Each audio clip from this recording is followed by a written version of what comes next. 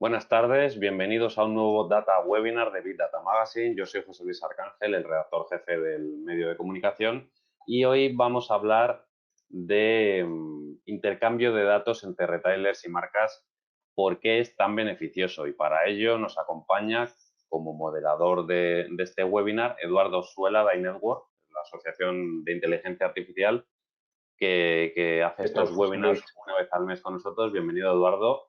Así que nada, te dejo que presentes a tus dos compañeros de webinar y nada, sobre todo recordaros que será una charla durante 30 minutos, 40 minutos. Podéis ir poniendo preguntas y luego al final se las trasladará Eduardo a los dos compañeros de webinar.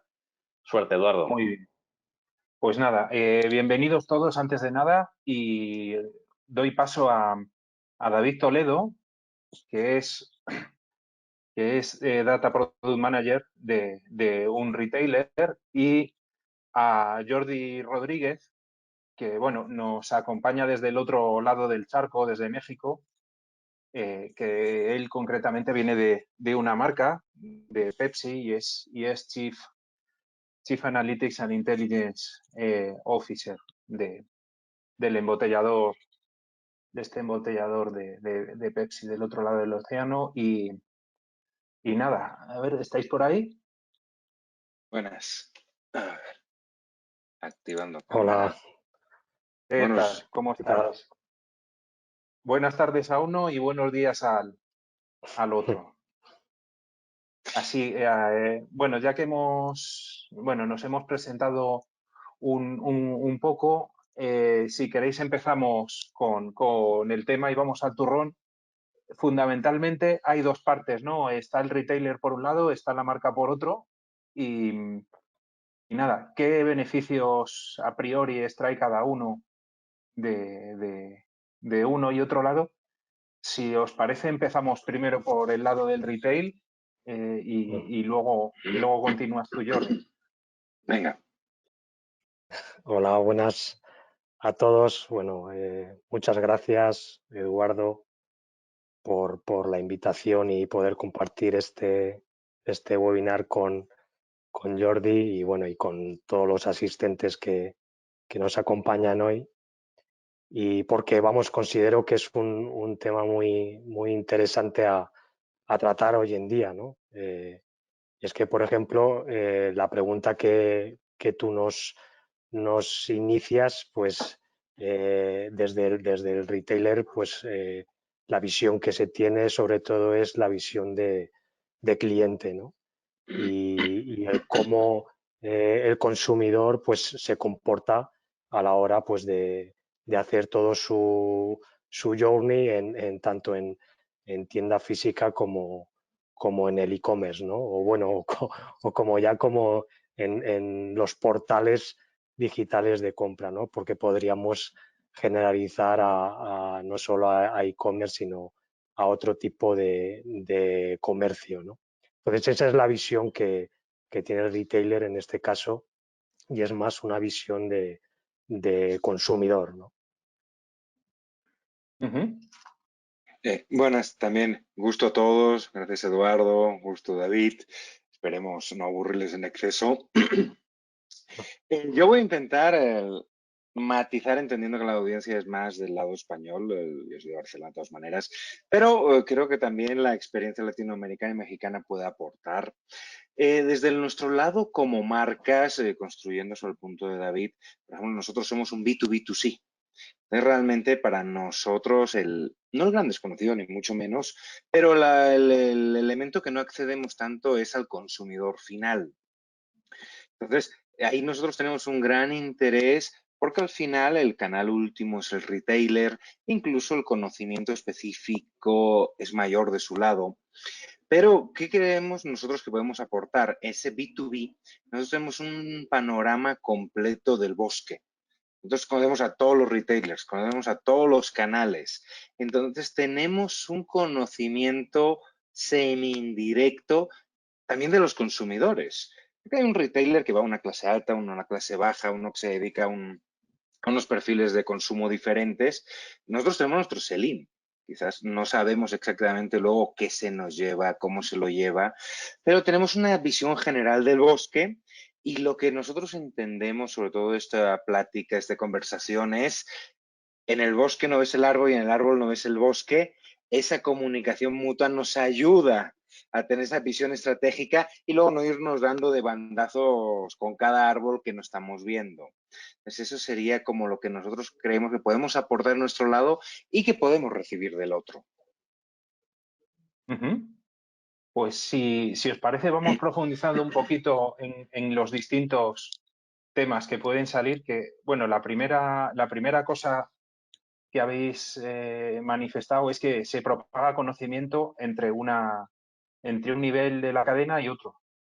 Y fundamentalmente ahí, resumiendo en lo que comentabais, ¿no? En clientes, en la categoría también, e incluso lanzando el tentáculo, conocimiento de competidores, ¿no?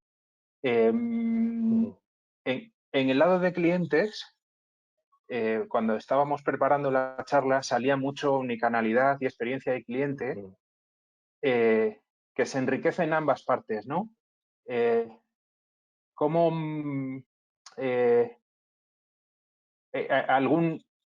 algún ejemplo que tengáis fresco de omnicanalidad o de experiencia que hayáis podido o de vuestro sector o incluso de otros sectores que tengáis conocimiento, ¿no? ¿Cómo?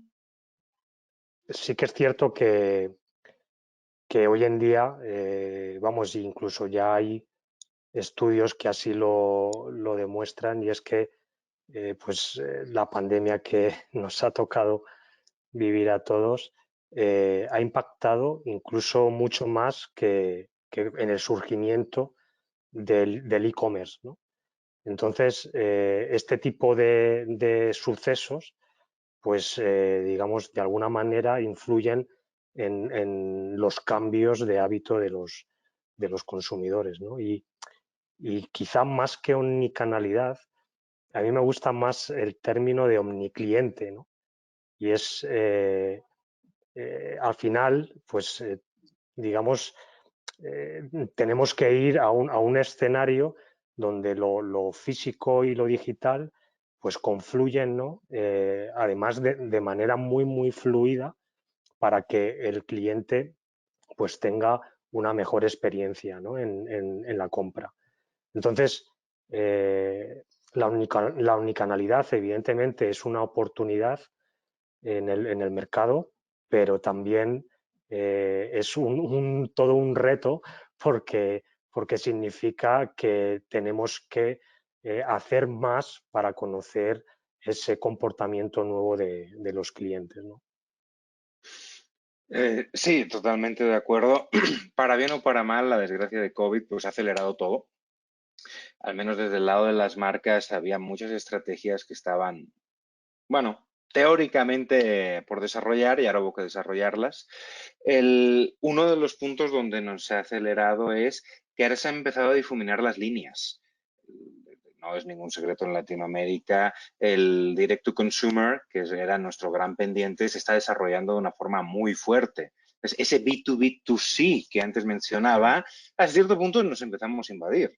Porque es decir, todas las marcas estamos buscando ya llegar directo al consumidor, sea directo al hogar, vía página web, vía celular, vía lo que se te ocurra. Incluso el más tonto del mundo, cuando uno ya pide vía su Uber, su Didi, su Rappi, su Globo, pues oye, pues le estás colando tu producto.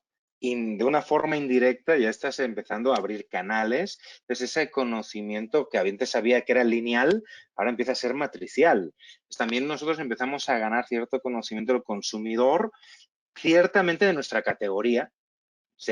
Aquí, digamos, es al revés. Nosotros vemos el árbol. Tenemos un conocimiento brutal de nuestra categoría, sabemos quién, cuándo, dónde, pero ¿y qué más pidió? Nosotros no lo vemos. Es un retailer, sí tiene esa amplitud horizontal, pero totalmente es el camino. Quizás el gran riesgo, y no de nuestra industria, es que la omnicanalidad se puede confundir con tener palomitas. Ya tengo página web, ya tengo canal telefónico, ya tengo una app, ya tengo el Espíritu Santo, y realmente eso no es omnicanalidad, Pero bueno, menos es no tenerlo. Sí, Sí. vamos, anteriormente, pues la tienda física se centraba sobre todo en el producto, ¿no? O en el precio, y esperaba a que el cliente pues fuera a su tienda. Ahora es al contrario, ahora hay que ir donde está el cliente. Jordi, por ejemplo, hablaba de ese B2B, 2C, ¿no? Pero ya están surgiendo conceptos que un poco decía Jordi, el brand consumer, el brand to consumer. Y es decir, al final tienes que ir donde está el consumidor. ¿Quién se iba a imaginar que, por ejemplo, plataformas como TikTok pudiera ser el nuevo retail, ¿no? Porque al final tienes que ir donde está el consumidor.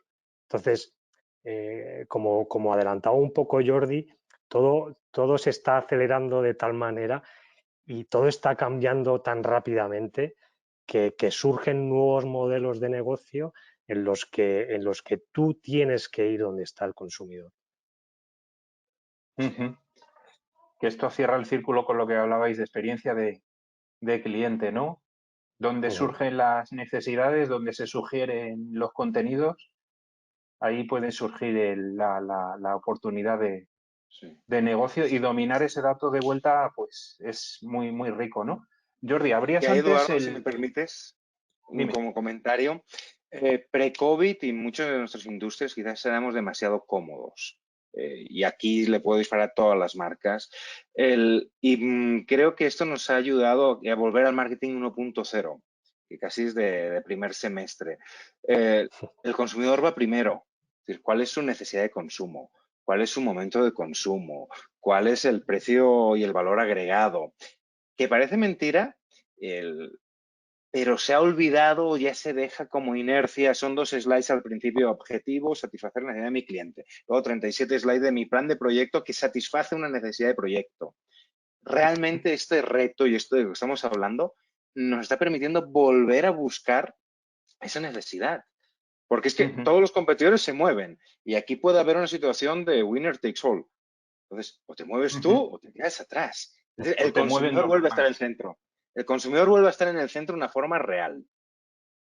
Sí, de hecho surge, ahora que lo dices, surge ahí una cosa interesante, que es que cuando tienes tantísima información nueva de una fuente tan fiable como es tu socio, ya sea tu marca si eres el retailer o ya sea tu canal si eres la marca, toda esa nueva información te obliga a volver a los primeros principios. No te sirve ese conocimiento tan brutal, te obliga, ya que abrías el melón antes de categoría, tal vez podemos ir a ejemplos, porque en los dos lados ahí tenéis necesidades diferentes, ¿no? Cómo gestionar la categoría desde el punto de vista del retailer, o cómo gestionarla desde el punto de vista de la marca, ¿no? En ambos casos, la información te trae innovación, te trae nuevas posibilidades que vienen del nuevo conocimiento, ¿no? ¿Qué inquietudes veis en retailers y en marcas sobre este tema de gestión de categoría con toda esta nueva información, ¿no? que te llega? Adelante, Jordi. Ok. Pues la verdad es que el problema es entenderla. Al final la información hay casi más de la que podemos manejar. El retailer al final lo que es el socio de negocio. ¿Qué es lo que nos provee? Realmente, ¿qué se está ejecutando mejor, bien? ¿Por dónde podemos empezar a hacer cambios estratégicos o de ejecución? E incluso del consumidor. Y nosotros como marcas, todos, pues tenemos compras de información de los grandes proveedores de información, pero de nuevo, no deja de ser una información y un conocimiento indirecto. Entonces, el conocimiento directo, al final, lo que se tiene que traducir es en 2 cosas. ¿Cómo lo ingesto contra lo que yo ya tengo? Pero al final eso no es nada. ¿Cómo yo luego logro que mis departamentos de comercial, de marketing, de trade, de promociones, de precio, puedan llevarle ahora sí al retailer una propuesta de valor que no te diré ni que a mí, sino que a él le interese? Porque si yo gano y a él no le interesa, pues ahí me voy a quedar. Entonces, no es para nosotros para nada sencillo tener una comprensión del consumidor, porque no estamos acostumbrados a ello y al final termina siendo un ejercicio de insights marketingiano y el objetivo es traducirlo en una analítica comercial dura. Oye, ¿le subo el precio? No le subo el precio. ¿Qué le ofrezco? ¿Qué no le ofrezco? ¿Qué le dejo de ofrecer? Porque al final, y es muy respetable, tú hablas con cualquier responsable de las submarcas, le quiere todo su portafolio. Oye, pues está maravilloso, pero hay un espacio a compartir y yo tengo que llevar la mejor combinación ganadora. ¿Y dónde se nos complica? Porque ahora estamos hablando como de 1 a 1. Yo tengo una relación 1 a N hacia retailers y el retailer de 1 a N hacia marcas. Es decir, ¿cuál es la misma ecuación que yo le voy a dar al retailer 1, al 2, al 3, al canal A, al canal B? Porque al final termina siendo una ecuación de un modelo de varias variables donde cómo equilibro la mejor ganancia. Y antes era sell-in, sell-in, sell-in y Cristo lo bendiga, ahora no, ahora es sell-in y consumidor. Nuevas marcas, y lo hablábamos, espero que me he extendido, la misma pandemia, las ocasiones de consumo han variado. Lo vimos, es decir, el tamaño de los productos, los sabores, las marcas han variado. Y hay cosas que se van a quedar porque hay gente que ha descubierto que le gustaba otra cosa o que podía consumir de otra manera. Tenemos que estar resolviendo esa necesidad del consumidor, no solo con el push del sell-in, sino con el pull. Me alargué un poquito. Perdón, David. No, tranquilo. De hecho, a raíz de lo que comenta Jordi, pues surgen estrategias como el retail media, ¿no? En el que pues existen una serie de colaboraciones entre retailer y marcas para, digamos, conocer mejor a los consumidores, sus hábitos, etcétera, y poder personalizar de alguna manera esa comunicación que se hace hacia los consumidores, ¿no? Para otra vez nuevamente mejorar la experiencia de los clientes, ¿no? Esa estrategia que comentaba Jordi antes de customer centric, ¿no? O sea, toda una estrategia basada en el usuario y poder mejorar su experiencia, y por eso pues nacen estrategias como el retail media, donde no nos olvidemos, son estrategias en los que son estrategias win to win, y bueno, incluso añadiría win to win to win, porque aquí tanto la marca gana, el retailer marca y por supuesto el consumidor gana también, ¿no? Porque se le está ofreciendo unos servicios, unos productos de valor que mejoran su experiencia, ¿no? Vamos, que blindas el ecosistema incluso ante otros, ese trinomio blinda el ecosistema incluso ante otros retailers más de nueva ola y marcas que puedan. Ya que han empezado a salir algunos ejemplos y demás, y ha salido mucho la palabra rentabilidad, toda esta información que cocinamos luego y la metemos en una inteligencia que la estamos dejando, digamos, implícita, porque claro, tanta información no se cocina sin tecnología por detrás, ¿no? El objetivo este de rentabilidad, vamos a ver algunos ejemplos de estos que os hayan gustado o que hayáis visto en los últimos meses o de éxito, de cómo una marca y un retailer compartiendo información han podido mejorar el conocimiento del cliente y la experiencia y ganar más con ello o gestionar mejor la categoría.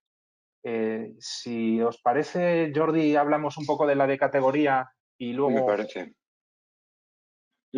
Voy a poner dos ejemplos, uno es prepandemia, otro es más actual. A nivel prepandemia, por ejemplo, tuvimos un ejercicio con una plataforma de comunicación, más retailers, donde pudimos, de una forma obviamente confidencial al consumidor, acceder al perfil del consumidor y cómo se estaba comportando. ¿Qué nos permitió esto con un simples ejercicios de A/B test? Empezamos a desactivar descuentos. y empezamos a cambiar comunicaciones, pero a velocidades de 2 semanas. Y obviamente esos descuentos, al final, pues todo, pues si tú vas a comprarlo por 10 y te lo dan por 8, lo comprarás igual. Al final generó ahorros, al final generó mejores impactos, porque a lo que iba, nuestro conocimiento del consumidor es implícito, pero no tan fuerte. En una segmentación súper básica a nivel socioeconómico o perfil de edad, de sexo, de actividad social, la comunicación la ajustamos y los precios los ajustamos y los crecimientos fueron doble dígito alto, mismo presupuesto. Y esto solo se pudo dar gracias a estos ejercicios de A/B test que se hacían en pareja.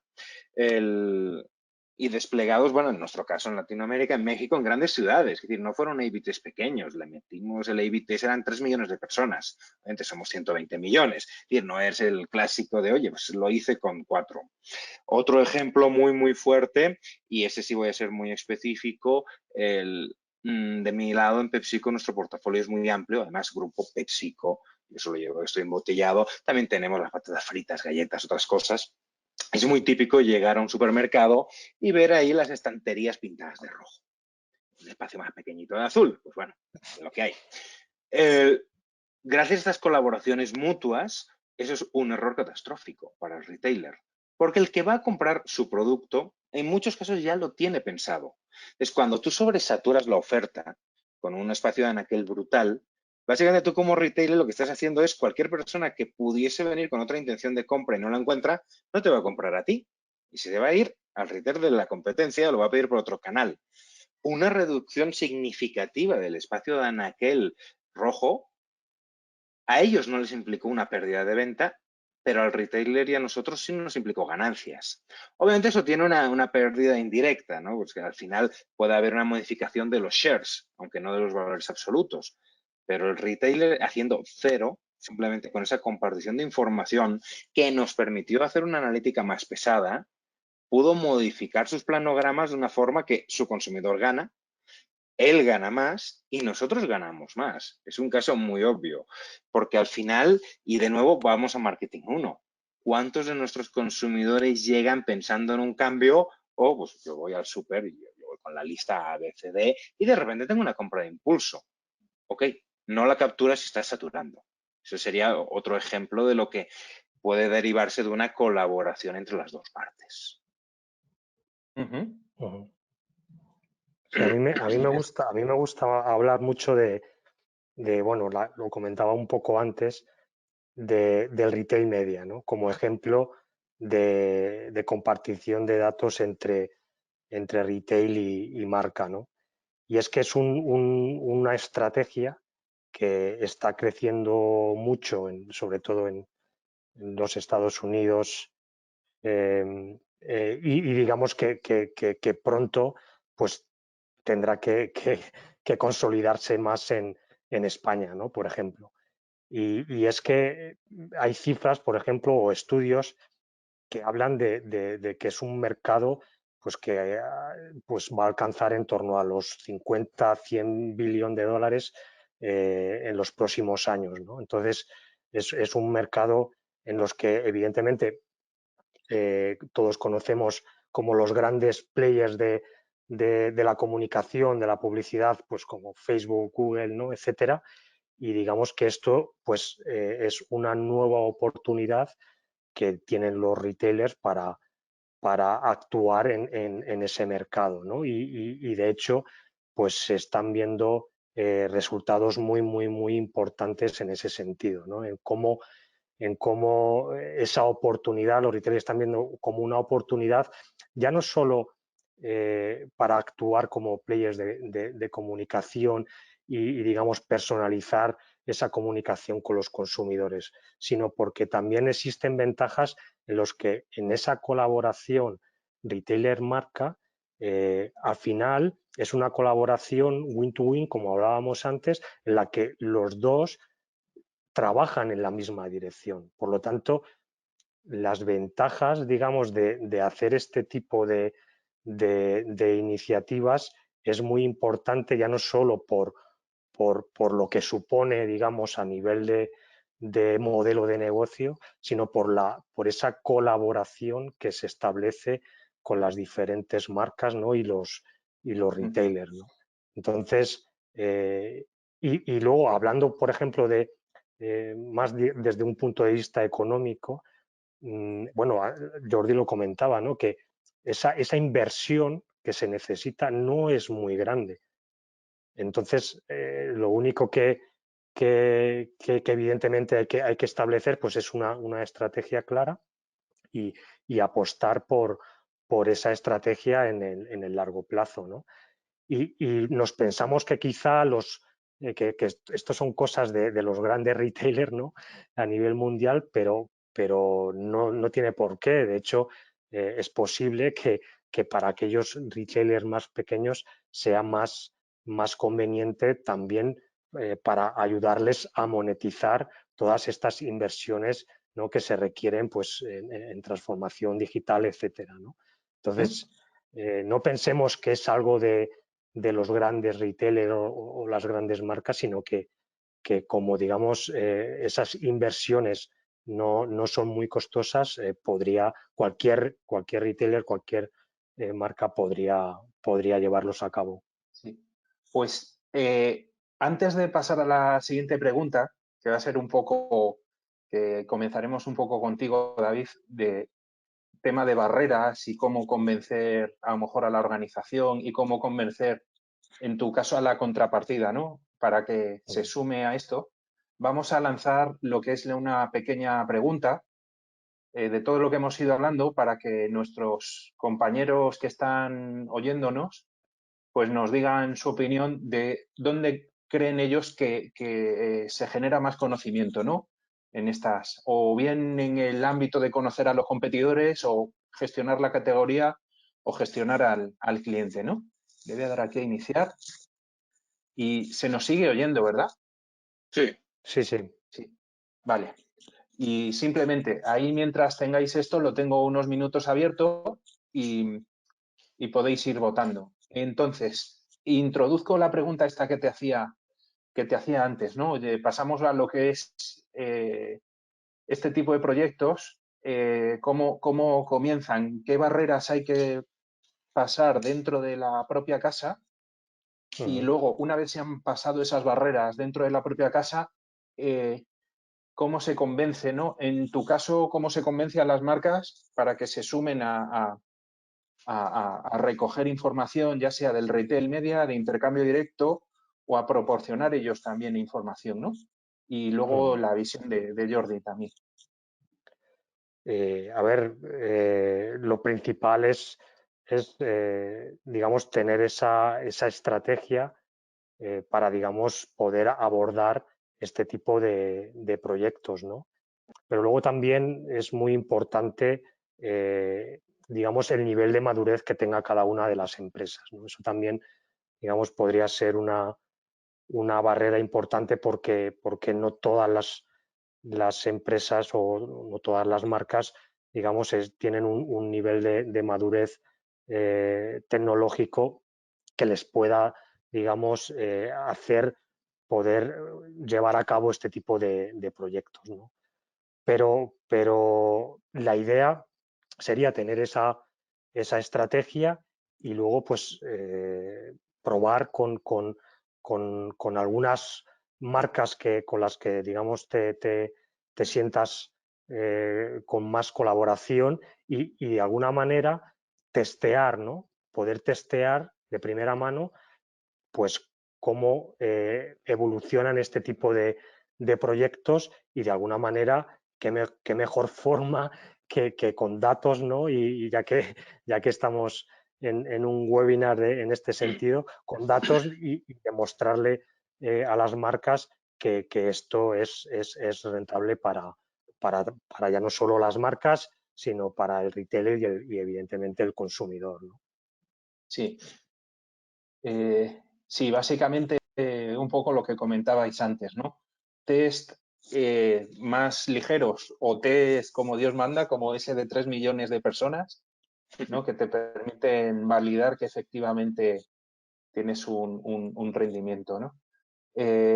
Si os parece, cerramos el sondeo que le voy a dar a cerrar ya, que va a cumplir los 3 minutos.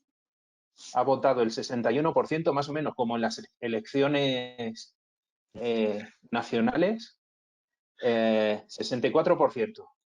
Venga. Y, a ver, compartir, vamos a ver. Y estos han sido los resultados. El cliente es caballo ganador y luego Sí. categoría y competidores. Me da la sensación de que por los porcentajes deben ser un par de votantes, como mucho en conocimiento y competidores, ¿vale? Y clientes apabullantemente ha ganado, ¿no? De hecho, el cliente es hay gente por ahí que dice cuando buscas financiación y demás, dice, no, lo más relevante no es encontrar la financiación del proyecto, ¿no? Sino encontrar el cliente que pague toda la fiesta, ¿no? El cliente también paga la financiación, entre otras cosas, ¿no? Y bueno, Jordi, volviendo al tema de barreras, ¿qué barreras has percibido tú cuando se habla de este tipo de intercambios de información entre compañías? Voy a ser un poco cíclico, pero y ácido. Los compradores del retail. Porque al final, pues intercambias información, haces un plan, comentamos, y al final hay que desplegar. Se hace una propuesta de valor y luego chocas con el comprador. Bueno, todo vosotros es maravilloso, pero yo quiero marginar tanto y ustedes se apañan. Y al final, pues hay un esfuerzo de inversión. Entonces, al final, las barreras no dejan de ser las de siempre en un sentido estratégico. Quién es el padrino de la iniciativa y cuánto lo va a impulsar. Porque si queremos cambiarlo todo, pero mantener haciendo lo mismo, pues es que no va a avanzar. Y eso aplica tanto para retailer, y ahí hice el ejemplo de un lado, como para nosotros. Oye, pues si queremos tener la colaboración. Nosotros normalmente estamos mucho más hambrientos de que nos abran esa puerta. Porque a la medida que podemos estar más en los retailers, podemos desplegar más y mejor.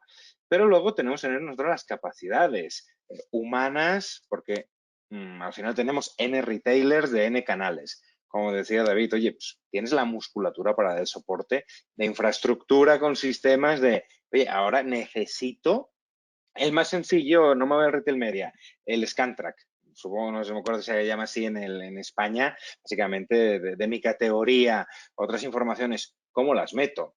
Es decir, yo ya he visto más de una vez que al final termina siendo el Excel en el ordenador de alguien. Dices, hostia, vamos mal. Y sabes que es cierto, eso pasa. Entonces, necesito infraestructura detrás pues para que se hable bien. Y al final, y que no deja de ser más importante, ese apadrinazgo de ¿queremos hacerlo o lo estamos haciendo por inercia? Me vuelvo a mi comentario previo de que prepandemia había mucha inercia. Pues yo estoy en mi vertical, hago mi vertical, cumplo mis objetivos, cumplo mi bono, yo soy feliz, pero esa visión más holística muchas veces es lo que frena. De mi lado, está metido comercial, está metido marketing, está metido precios, está metido la dirección, está metido sistemas. Del lado del retailer, ¿estoy hablando con el brand manager o voy a tener una barrera que luego quedó en un buen deseo? Al final estoy quizás dando una generalidad, pero lo más fácil es hacer una analítica ganadora. Entonces empieza muchas veces lo difícil es la política. ¿Me van a dejar desplegarlo bien y que podamos ganar dinero? Y cierro el círculo, porque si resulta que estoy haciendo todo esto para que se me exprima, pues oye, pues estuvo bien la experiencia. ¿Cómo llegamos a una repartición de beneficios a tercios? Que gane el consumidor, que gane el retailer y que gane yo. Y eso es política pesada a la vieja usanza.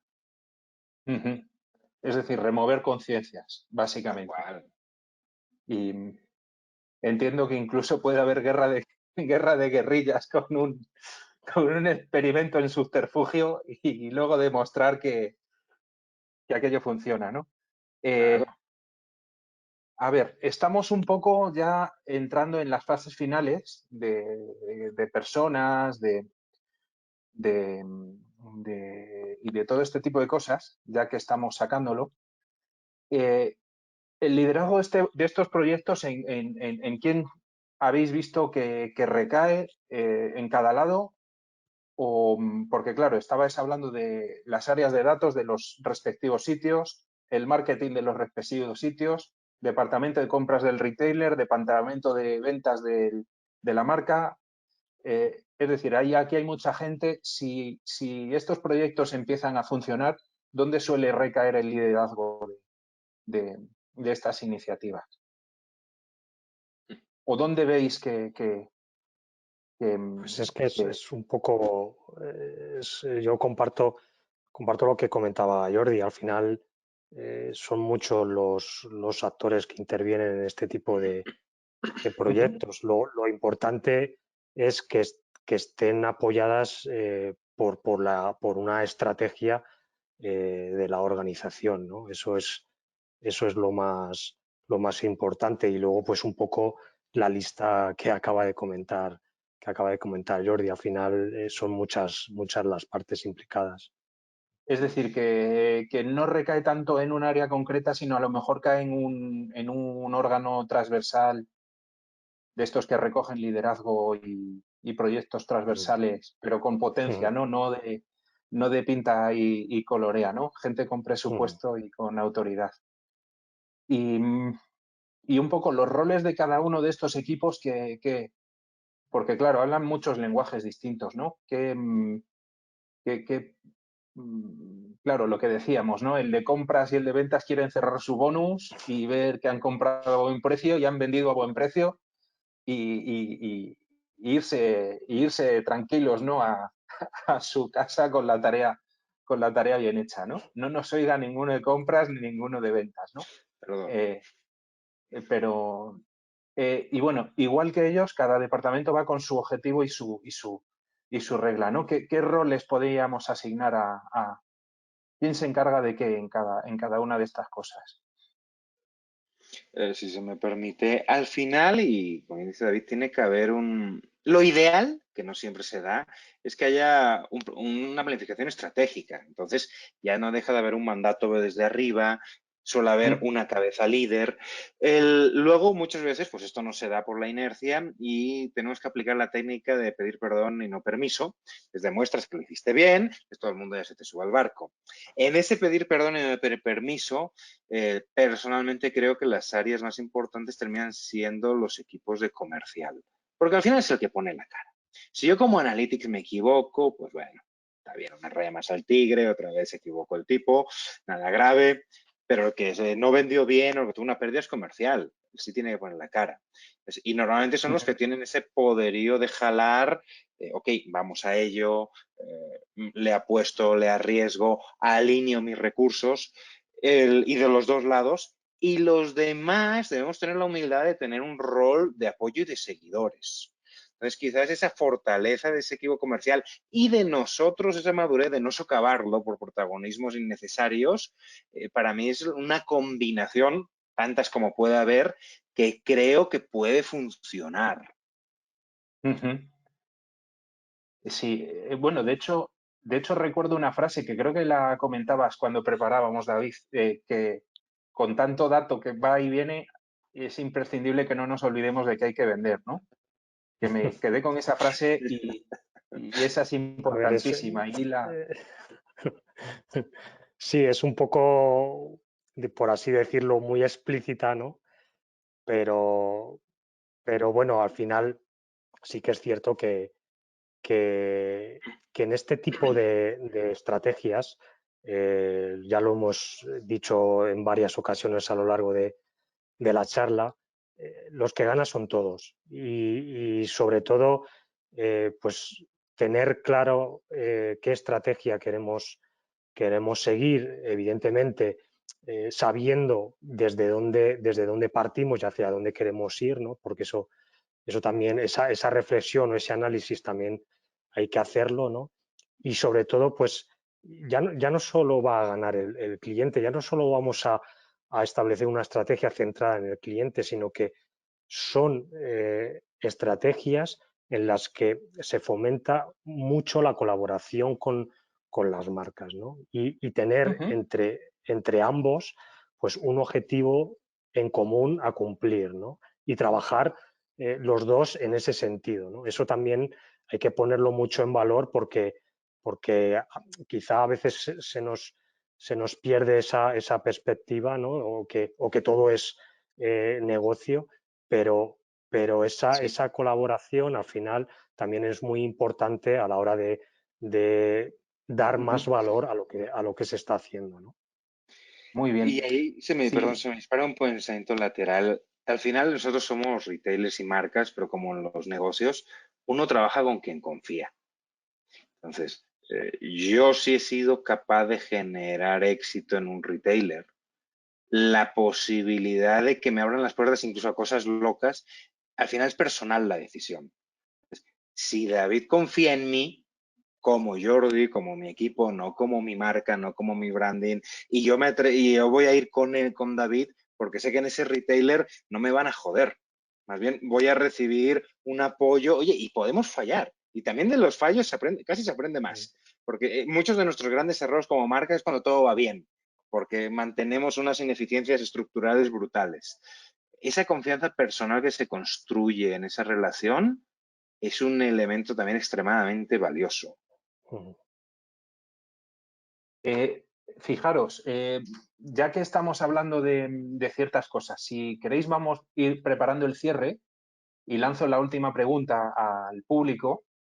Es de tema de madurez. Vosotros ya lo lleváis aplicando, Jordi lanzando con sus retailers A/B test enormes y David Toledo siendo un apasionado en su casa del retail media. Y bueno, que de hecho tenéis una barbaridad de categorías y lo aplicáis a diestro y siniestro, ¿no? Entonces, aquí esto, pues la pregunta que os planteo, ¿no? ¿Cuál es el estado de madurez, ¿no?, que tenéis en los distintos? Y vuelvo a dejar 3 minutos y ya vamos charlando un poco lo que nos queda. A lo mejor, como los dos también tenéis visión de lo que ocurre a ambos lados del charco, a lo mejor qué diferencias veis que ocurren entre Estados Unidos, Europa y México también concretamente. ¿Qué estado de desarrollo puede tener todas estas iniciativas, ¿no?, de intercambio de datos? ¿Gustas, David? Pues como comentaba un poco antes, ¿no? Y permitidme que continúe con el ejemplo de retail media, pero por ejemplo en este caso,